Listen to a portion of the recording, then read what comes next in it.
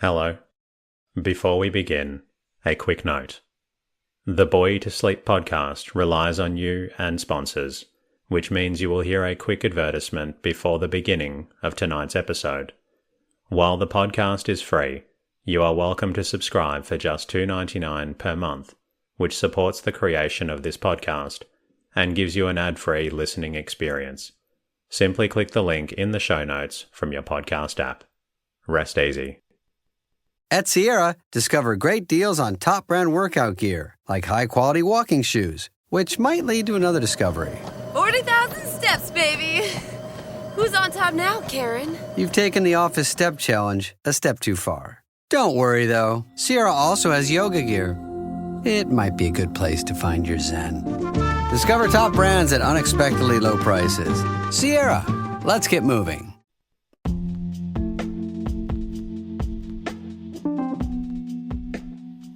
Hello.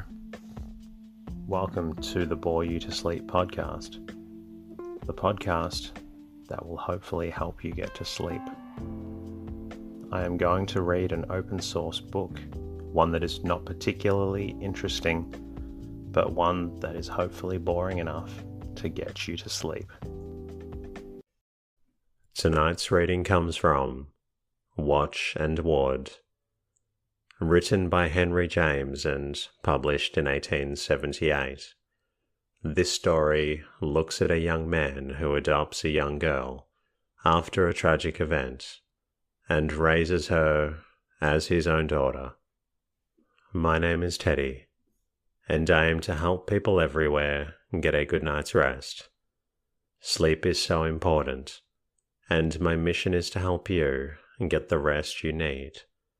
The podcast is designed to play in the background while you slowly fall asleep. For those of you who are new to the podcast, you may not know that it started from my own struggles with sleep. I wanted to create a resource for others facing similar challenges, and I'm so grateful for the amazing community we've built together. The podcast is self-made and self-produced. This is why I rely on advertisements and support from subscribers and patrons to enable me to keep delivering this podcast for free to those who need it. A special thank you to everyone who shared their words of gratitude with me during the week, whether through the website or your podcast app. Your messages mean the world to me. As I mentioned, my goal is to keep this podcast free. If you find the podcast beneficial and would like to support it, here are a few ways you can contribute. Follow the podcast in your podcast app and leave a comment. Become a subscriber for $2.99 per month. This also creates for an ad-free experience. If subscribing is not possible, and I appreciate that not everyone is in a position to do so, an easy way to help is simply by leaving a review and rating in your podcast app. I love hearing from listeners of the podcast, and I appreciate your ongoing support. If you ever would like to say hello to me, an easy way to do that is by visiting boytosleep.com. In the meantime, lie back, relax, and enjoy the readings. Watch and Ward by Henry James, Jr. Chapter 1. Roger Lawrence had come to town for the express purpose of doing a certain act, but as the hour for action approached, he felt his ardor rapidly ebbing. Of the ardor that comes from hope, indeed, he had felt little from the first, so little as he whirled along in the train he wondered to find himself engaged in this fool's errand. But in default of hope, he was sustained, I may almost say, by despair. He should fail, he was sure, but he must fail again before he could rest. Meanwhile, he was restless enough.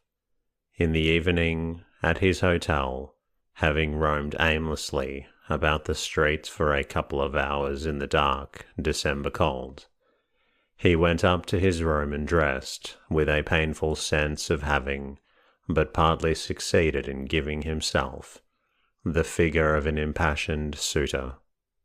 He was 29 years old, sound and strong, with a tender heart and a genius almost for common sense. His face told clearly of youth and kindness and sanity, but it had little other beauty. His complexion was so fresh as to be almost absurd in a man of his age, an effect rather enhanced by a too early baldness. Being extremely short-sighted, he went with his head thrust forward, but as this infirmity is considered by persons who have studied the picturesque to impart an air of distinction, he may have the benefit of the possibility. His figure was compact and sturdy, and on the whole his best point, although, owing to an incurable personal shyness, he had a good deal of awkwardness of movement.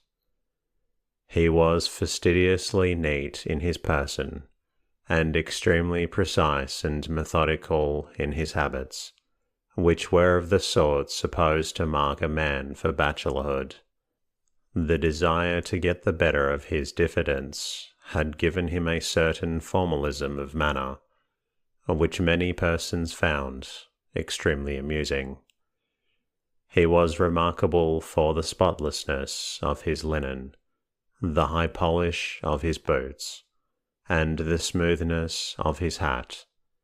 He carried in all weathers a peculiarly neat umbrella. He never smoked. He drank in moderation. His voice, instead of being the robust baritone which his capacious chest led you to expect, was a mild, differential tenor. He was fond of going early to bed, and was suspected of what is called fussing with his health. No one had ever accused him of meanness, yet he passed universally for a cunning economist. In trifling matters, such as the choice of a shoemaker or a dentist, his word carried weight, but no one dreamed of asking his opinion on politics or literature. Here and there, nevertheless, an observer less superficial than the majority would have whispered you that Roger was an undervalued man, and that in the long run he would come out even with the best. Have you ever studied his face? Such an observer would say. Beneath its simple serenity, over which his ruddy blushes seemed to pass like clouds in a summer sky, there slumbered a fund of exquisite human expression. The eye was excellent, small, perhaps, and somewhat dull, but with a certain appealing depth, like the tender dumbness in the gaze of a dog. In repose Lawrence may have looked stupid, but as he talked his face slowly brightened by gradual fine degrees, until at the end of an hour it inspired you with a confidence so perfect as to be in some degree a tribute to its owner's intellect, as it certainly was to his integrity. On this occasion, Roger dressed himself with unusual care, and with a certain sober elegance. He debated for 3 minutes over the 2 cravats, and then, blushing in his mirror at his puerile vanity, he reassumed the plain black tie in which he had travelled. When he had finished dressing, it was still too early to go forth on his errand. He went into the reading room of the hotel, but here soon appeared 2 smokers. Wishing not to be infected by their fumes, he crossed over to the great empty drawing-room, sat down, and beguiled his impatience with trying on a pair of lavender gloves. While he was so engaged, there came into the room a person who attracted his attention by the singularity of his conduct. This was a man of less than middle age, good-looking, pale, with a pretentious pointed moustache, and various shabby remnants of finery. His face was haggard, his whole aspect was that of grim and hopeless misery. He walked straight to the table in the centre of the room, and poured out and drank without stopping 3 full glasses of ice water, as if he were striving to quench some fever in his vitals. Then he went to the window, leaned his forehead against the cold pane, and drummed a nervous tattoo with his long stiff fingernails. Finally, he strode over to the fireplace, flung himself into a chair, leaned forward with his head in his hands, and groaned audibly. Lawrence, as he smoothed down his lavender gloves, watched him and reflected. What an image of fallen prosperity, of degradation and despair. I have been fancying myself in trouble. I have been dejected, doubtful, anxious. I am hopeless. But what is my sentimental sorrow to this? The unhappy gentleman rose from his chair, turned his back to the chimney-piece, and stood with folded arms, gazing at Lawrence, who was seated opposite to him. The young man sustained his glance, but with sensible discomfort. His face was as white as ashes. His eyes were as lurid as coals. Roger had never seen anything so tragic as the 2 long harsh lines which descended from his nose beside his mouth, in seeming mockery of his foppish, relaxed moustache. Lawrence felt that his companion was going to address him. He began to draw off his gloves. The stranger suddenly came towards him, stopped a moment, eyed him again with insolent intensity, and then seated himself on the sofa beside him. His first movement was to seize the young man's arm. He is simply crazy, thought Lawrence. Roger was now able to appreciate the pathetic disrepair of his appearance. His open waistcoat displayed a soiled and crumpled shirt bosom, from whose empty buttonholes the studs had recently been wrenched. In his normal freshness, he must have looked like a gambler with a run of luck. He spoke in a rapid, excited tone, with a hard, petulant voice. "You'll think me crazy, I suppose. Well, I shall be soon. Will you lend me $100? Who are you? What is your trouble?" Roger asked. "My name would tell you nothing. I'm a stranger here. My trouble, it's a long story.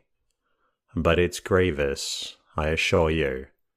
It's pressing upon me with a fierceness that grows while I sit here talking to you. $100 would stave it off, a few days at least. Don't refuse me." These last words were uttered half as an entreaty, half as a threat. "Don't say you haven't got them. A man that wears such pretty gloves. Come, you look like a good fellow. Look at me. I'm a good fellow too.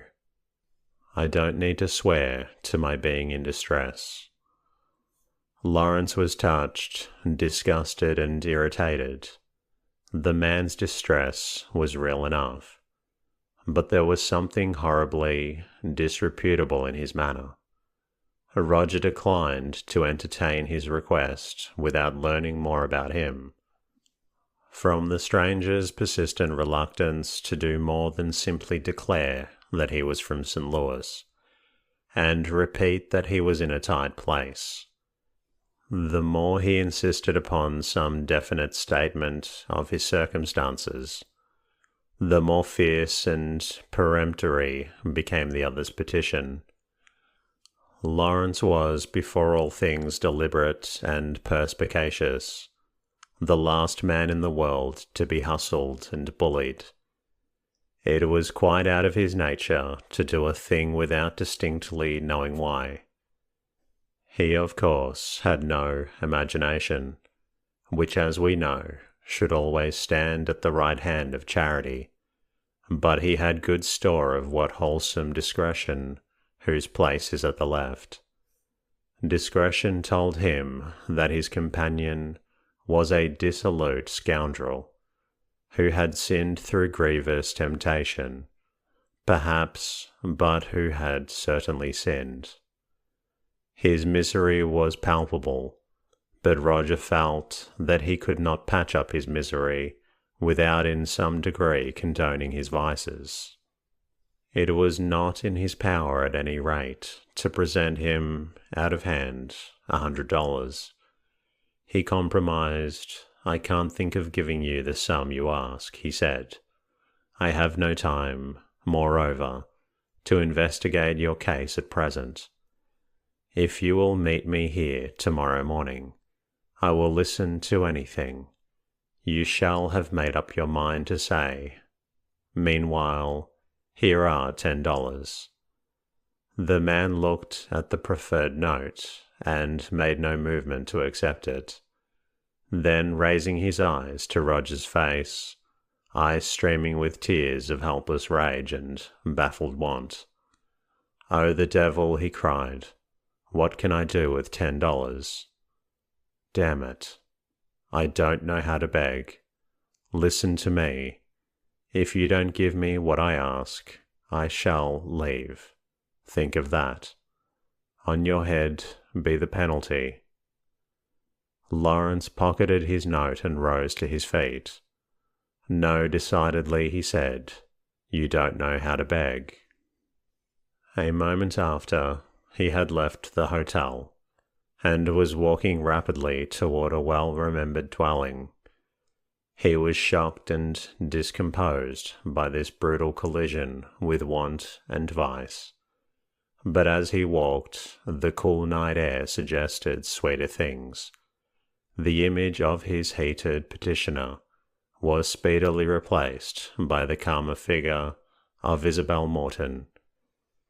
He had come to know Isabel Morton 3 years before, through a visit she had then made to one of his neighbours in the country. In spite of his unventurous tastes and the even tenor of his habits, Lawrence was by no means lacking, as regards life, in what the French call les grandes curiosités, but from an early age his curiosity had chiefly taken the form of a timid but strenuous desire to fathom the depths of matrimony. He had dreamed of this gentle bondage as other men dream of the free unhoused condition of celibacy. He had been born a marrying man, with a conscious desire for progeny. The world in this respect had not done him justice. It had supposed him to be wrapped up in his petty comforts, whereas, in fact, he was serving a devout apprenticeship for the profession of husband and father. Feeling at 26 that he had something to offer a woman, he allowed himself to become interested in Miss Morton. It was rather odd that a man of tremors and blushes should in this line have been signally bold, for Miss Morton had the reputation of being extremely fastidious, and was supposed to wear some dozen broken hearts on her girdle. It is said that, as a rule, men fall in love with their opposites. Certainly Lawrence's mistress was not fashioned in his own image. He was the most unobtrusively natural of men. She, on the other hand, was preeminently artificial. She was pretty, but not really so pretty as she seemed, clever but not intelligent, amiable but not sympathetic. She possessed in perfection the manner of society, which she lavished with indiscriminate grace on the just and the unjust, and which very effectively rounded and completed the somewhat meagre outline of her personal character. In reality, Miss Morton was keenly ambitious. A woman of simpler needs, she might very well have accepted our hero. He offered himself with urgent and obstinate warmth. She esteemed him more than any man she had known, so she told him, but she added that the man she married must satisfy her heart. Her heart, she did not add, was bent upon a carriage and diamonds. From the point of view of ambition, a match with Roger Lawrence was not worth discussing. He was therefore dismissed with gracious but inexorable firmness. From this moment, the young man's sentiment hardened into a passion. 6 months later, he heard that Miss Morton was preparing to go to Europe. He sought her out before her departure, urged his suit afresh, and lost it a second time. But his passion had cost too much to be flung away unused. During her residence abroad, he wrote her 3 letters, one of which she briefly answered, in terms which amounted to little more than this. Dear Mr. Lawrence, do leave me alone. At the end of 2 years, she returned, and was now visiting her married brother. Lawrence had just heard of her arrival, and had come to town to make, as we have said, a supreme appeal. Her brother and his wife were out for the evening. Roger found her in the drawing-room, under the lamp, teaching a stitch in crochet to her niece, a little girl of 10 who stood leaning at her side. She seemed to him prettier than before, although in fact she looked older and stouter. Her prettiness, for the most part, however, was a matter of coterie, and naturally, as youth departed, coterie filled the vacancy. She was fair and plump, and she had a very pretty trick of suddenly turning her head and showing a charming white throat and ear. Above her well-filled corsage, these objects produced a most agreeable effect. She always dressed in light colours, but with unerring taste. Charming as she may have been, there was, nevertheless, about her so marked a want of the natural, that to admire her particularly, it was necessary to be, like Roger, in love with her. She received him with such flattering friendliness, and so little apparent suspicion of his purpose, that he almost took heart and hope. If she did not fear a declaration, perhaps she desired one. For the first half-hour, Roger's attack hung fire. Isabel talked to better purpose than before she went abroad, and for the moment he sat tongue-tied for very modesty. Miss Morton's little niece was a very pretty child.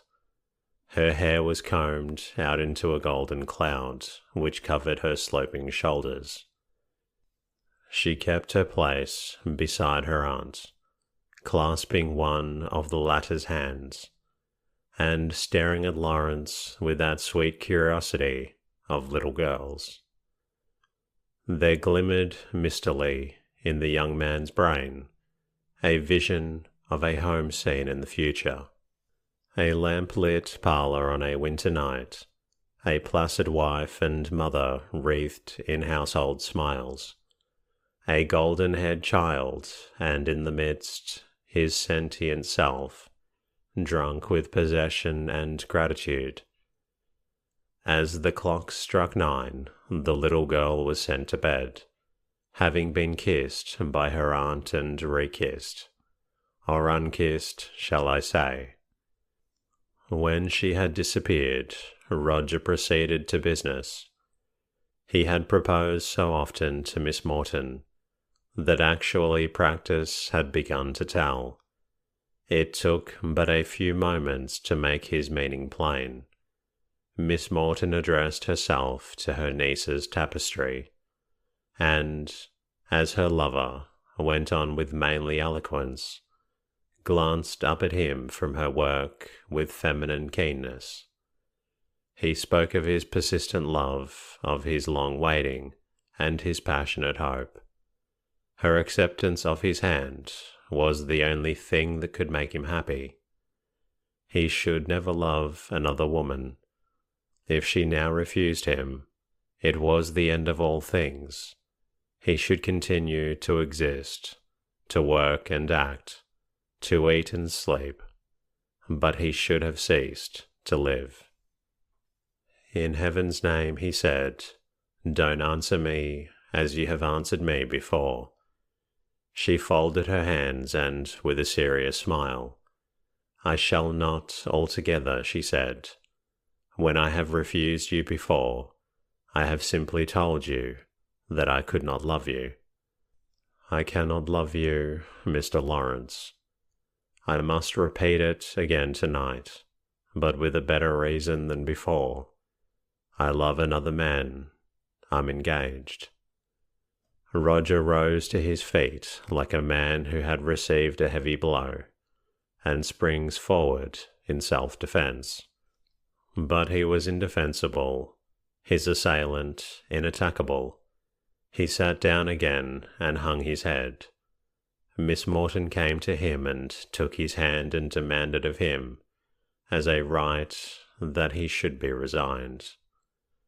Beyond a certain point, she said, you have no right to thrust your regrets upon me. The injury I do you in refusing you is less than that I should do you in accepting you without love. He looked at her with his eyes full of tears. Well, I shall never marry, he said. There is something you cannot refuse me. Though I shall never possess you, I may at least espouse your memory, and live in intimate union with your image. I shall live with my eyes fixed upon it. She smiled at this fine talk. She had heard so much in her day. He had fancied himself prepared for the worst, but as he walked back to his hotel, it seemed intolerably bitter. Its bitterness, however, quickened his temper, and prompted a violent reaction. He would now, he declared, cast his lot with pure reason. He had tried love and faith, but they would none of him. He had made a woman a goddess, and she had made him a fool. He would henceforth care neither for woman nor man, but simply for comfort, and if need should be, for pleasure. Beneath his gathered gust of cynicism, the future lay as hard and narrow as the silent street before him. He was absurdly unconscious that good humour was lurking round the very next corner. It was not till near morning that he was able to sleep. His sleep, however, had lasted less than an hour when it was interrupted by a loud noise from the adjoining room. He started up in bed, lending his ear to the stillness. The sound was immediately repeated. It was that of a pistol shot. The second report was followed by a loud, shrill cry. Roger jumped out of bed, thrust himself into his trousers, quitted his room and ran to the neighbouring door. It opened without difficulty, and revealed an astonishing scene. The rest of the house was immediately aroused, and the room invaded by a body of lodgers and servants. Soon followed a couple of policemen, and finally the proprietor in person. A child gazed a few moments in silence. He told me, when he woke me up and kissed me last night, that I had not a friend in the world, nor a person that cared for me. Before the exquisite sadness of this statement, Lawrence was silent. He leaned back in his chair and looked at the child, the little, forlorn, precocious, potential woman. His own sense of recent bereavement rose powerful in his heart, and seemed to respond to hers. "Nora," he said, "come here." She stared a moment without moving, and then left the sofa and came slowly towards him. She was tall for her years. She laid her hand on the arm of his chair and he took it. "You have seen me before," he said. She nodded. "Do you remember my taking you last night in my arms?" It was his fancy that, for an answer, she faintly blushed. He laid his hand on her head and smoothed away her thick, disordered hair. She submitted to his consoling touch with a plaintive docility. He put his arm around her waist. An irresistible sense of her childish sweetness, of her tender, feminine promise, stole softly into his pulses. A dozen caressing questions rose to his lips. Had she been to school? Could she read and write? Was she musical?